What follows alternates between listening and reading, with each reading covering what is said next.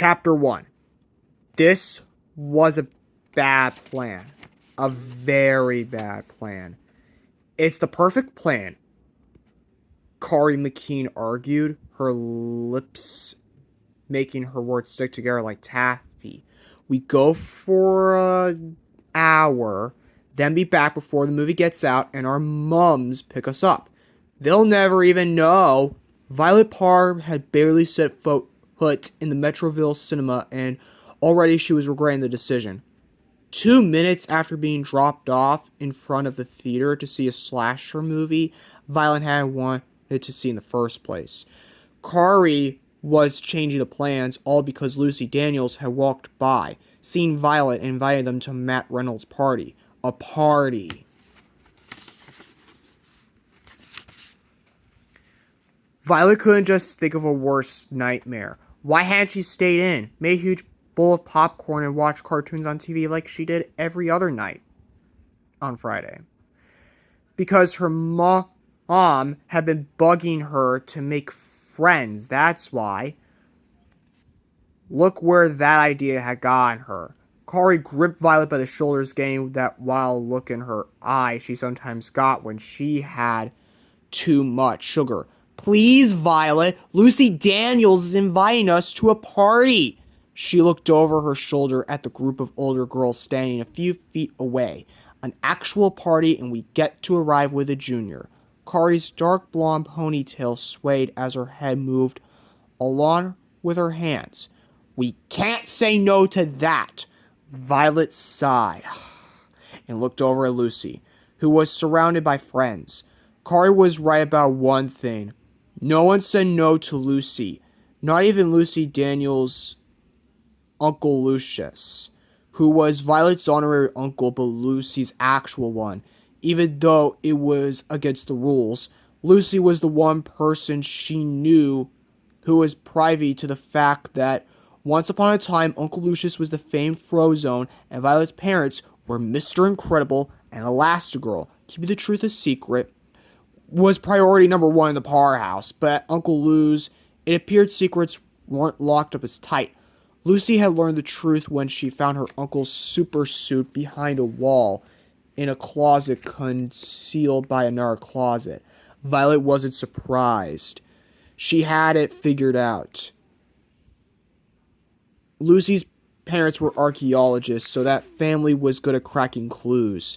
And doing impressions, Lucy did a spot imitation of her Uncle Lou and one of Violet's father that kept everyone in stitches at family dinners, which Lucy attended since she stayed with her uncle anytime her parents were away on a dig.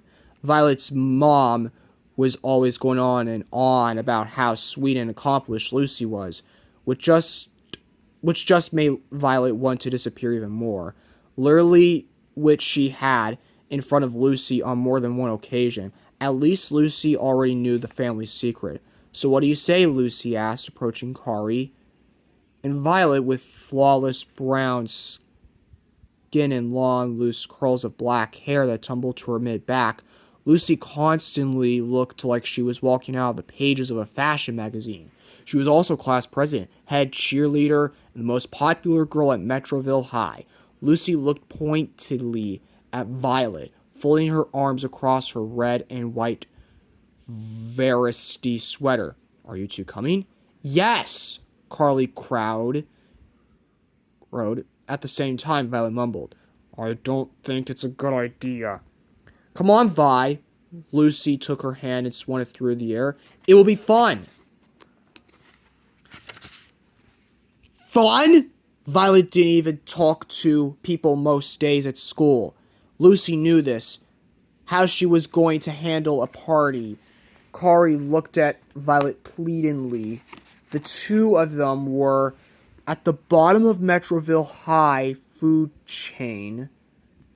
They didn't get invited to parties, and Violet was okay with that for many reasons.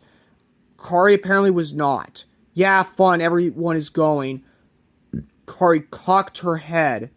At least I think they are. I mean, I heard Matt Reynolds tell Jason Hoffman, who was telling Jessica Sparrow in the hallway, that they were listening to new records tonight, and everyone should come because his parents were out to dinner with his dad's boss. She looked at Lucy. Right? Lucy shrugged. Something like that. She glanced at Violet. So, Violet suspected this attention from Lucy was all her mom's fault. If she weren't constantly talking at family dinners about how she wished Violet would come out of her shell, this wouldn't be happening. Violet turned to Kari. What if we don't make it back here before our moms pick us up? I'm good at maths, Kari pleaded too loudly for Violet's liking. I looked up Matt's address in the phone book after school and he lives 3 blocks from here. It will only take us 6 minutes to walk over to the party and 6 minutes to walk back. The movie is 2 hours long, so we have 1 hour 44 minutes to be at the party. Lucy smirked. I like you. What's your name again? Carla? Kari McKean, she said happily. Violet, if you're really that worried about your mom, Kari McKean's plan seems foolproof, Lucy agreed. Both girls looked at Violet again for an answer. The plan did seem logical, but if my mom finds out I left the movie theater without permission, she'll be mad. There, she said it. Violet's palms were beginning to sweat. What if my mom gets to the theater early and sees us walking? Kari rolled her eyes. Fine, we will leave after an hour and 36 minutes. That leaves us with plenty of time to go to Matt's party, get back here, and be waiting out front. Come on, Kari moaned. It will be fun going with Lucy's friends. Don't you want to have fun? Kari talked a lot. Violet knew that annoyed some people at school, but Violet actually found a chatty friend a plus. Kari talking too much meant she didn't need to talk at all. At lunch, Violet usually just ate her ham sandwich, apple, and pretzels and nodded here and there as Kari went on and on about something that happened in the science lab.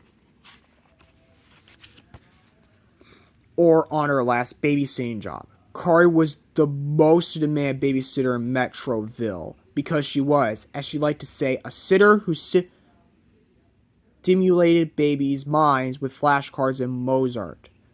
To Violet, this was a perfect friendship. Kari's need to talk meant Violet didn't have to reveal much about herself other than where she lived, how many siblings she had, and who she had a crush on. And that reveal had been an accident. Her family was not normal, which it was why she kept her distance from people, stayed quiet, faded to the background. She didn't want to slip up like her dad had. Him trying to relive his super glory days, as Mom called them, and going rogue trying to rescue someone had blown his cover more than once, which had forced them to move again. Kari was the first person Violet had spent this much time with. They'd been sitting together at lunch every day since school started last fall. Listening to her friend talk was very soothing. Kari talked as they walked to maths classes. She talked outside school in the morning, and sometimes when they partnered up in gym class to run the 1-mile loop together. Kari talked during all 4 laps around the track, which Violet was amazed by, who had the lung capacity to run and talk for a whole mile. The only person she could think of was her brother Dash, and he was a super with super speed. Not that anyone outside her family other than Uncle Lucius, Aunt Honey, and Lucy knew that. If my mom found out I lied to her, I'd be grounded. Violet tried. Maybe getting grounded was something both Lucy and Kari would be afraid of too. Your moms will never know, Lucy said. And Vi, I bet your mom wouldn't care if she found out you were with me. She looked at Kari again. Our families were super close. Inwardly, Violet groaned. Why did Lucy have to use the word super? Can I talk to Violet alone for a second? Lucy asked Kari. Sure, Kari, Spain by accident. I'll introduce myself to your friends.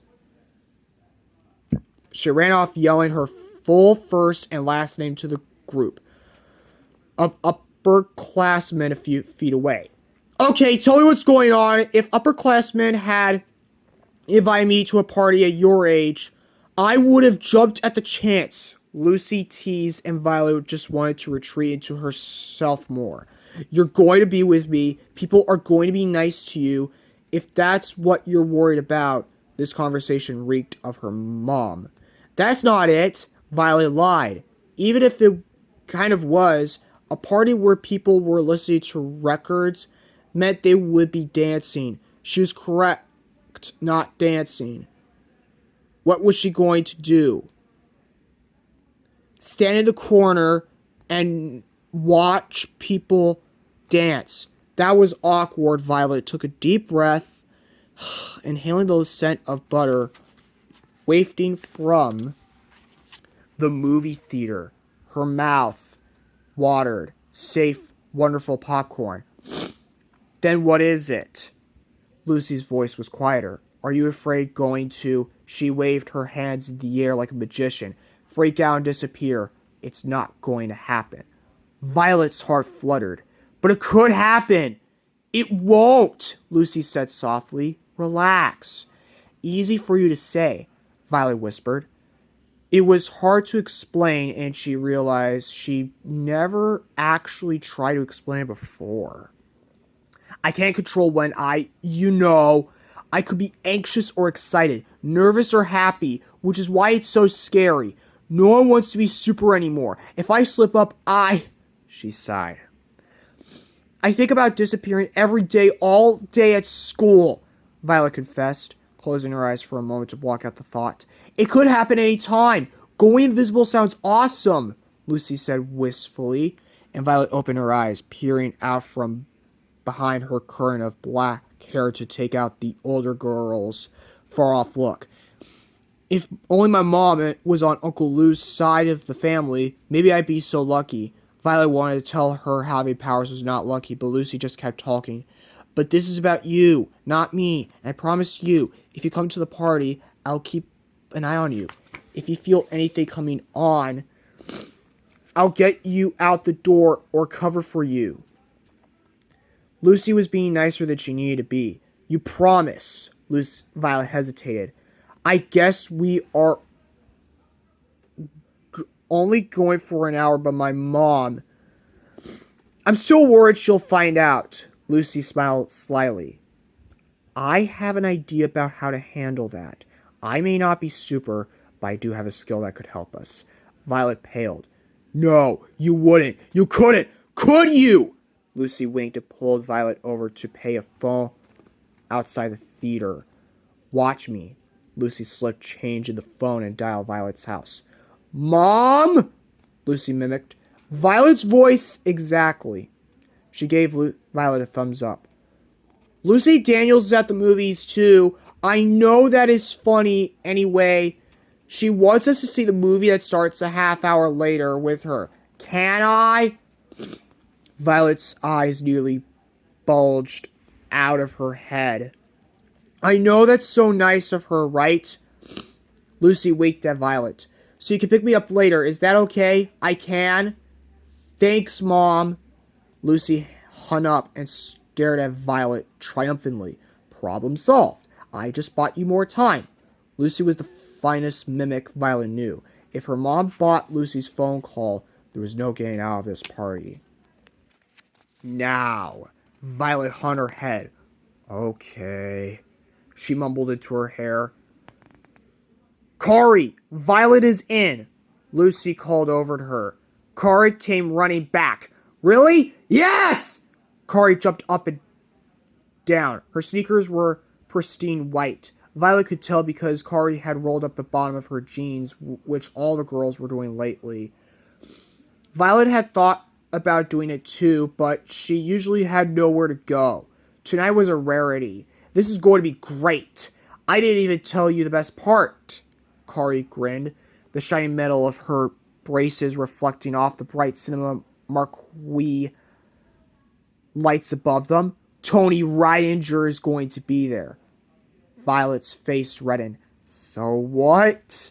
She quietly stared at her feet in embarrassment. Lucy folded her arms. Tony, huh? I know him. He's nice, Vi. It's not like I've never spoken to. It's nothing, she stuttered. Don't disappear, she told herself. Don't disappear. Well, you can talk to him tonight, Kari said. Matt is obviously, since it's at Matt's house, which means Tony and Matt will both be there. Kari sighed and held her hands together reverently. Can't you see it now? Matt and Tony falling madly in love with us. We have the cutest boyfriends in the whole school. We could double date. Lucy nudged Violet. She's funny. Funny, yes, but was Carly psychic? Because the Tony and Violet going out fantasy was one she entertained a lot. What if tonight was the night Tony Violet finally noticed her? Violet bit the inside of her cheek at the thought. This wasn't just a party. This was a party with Tony Reidinger. He was worth taking a risk for. Violet squared her shoulders, stood up straighter, and blew her hair out of her right eye. To stare directly at Lucy and Kari. Okay, you two win. Let's go to a party. And that's it for Chapter 1 of Suddenly Super. I will be covering the other chapters in the future. Anyways, I will see you all later.